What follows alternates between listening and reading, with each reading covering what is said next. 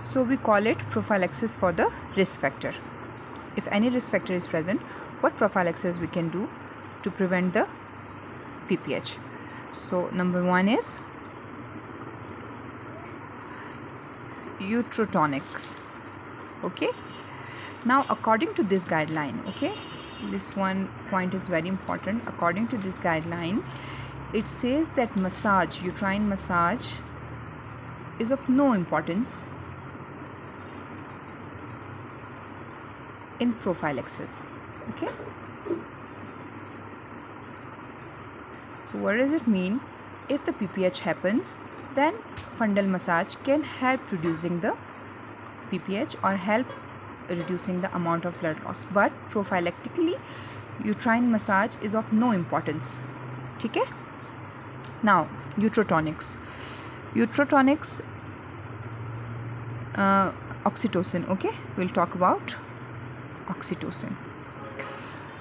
Uterotonic should be given prophylactically to all women, whether they have the risk factors for the PPH or they do not have the risk factor for the PPH. It should be given to all women. These are the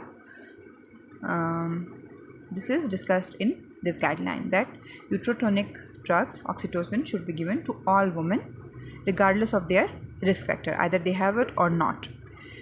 How much?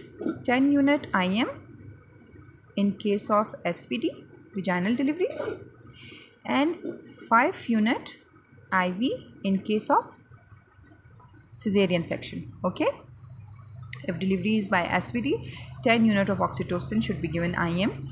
If delivery is by C-section, 5 unit of oxytocin given IV. This is for all women. Now, those who are at increased risk, of PPH, what should be done for them?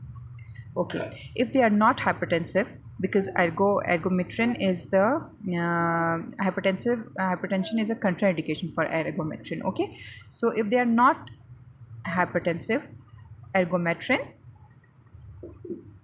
plus oxytocin combination can be given, okay, and should be given.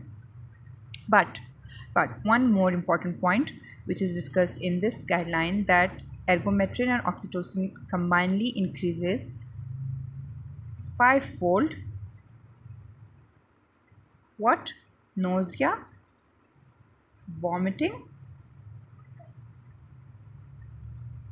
and hypertensive crisis. Okay, so whenever you are considering ergometrin and oxytocin for the prevention of PPH, you should balance the risk against the benefit, because it increases 5-fold. There's 5-fold increase with the use of ergometrin in nausea, vomiting, and hypertension, as therefore it is contraindicated in hypertension. And also you should consider nausea and vomiting as crucial point as well. Okay, now in risk population, combination of therapies should be given. Okay, in risk population, combination of therapy should be given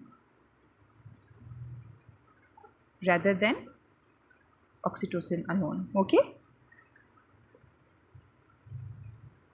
and those patients who are at the increased risk of developing PPH during C-section, IV tranexamic acid in addition to oxytocin reduces the risk of PPH. Okay, this is a very important point. What? That in C-section, those people who are at increased risk of the PPH, okay, you can give what? Tranexamic acid along, not alone, along with the oxytocin to reduce the risk of the PPH.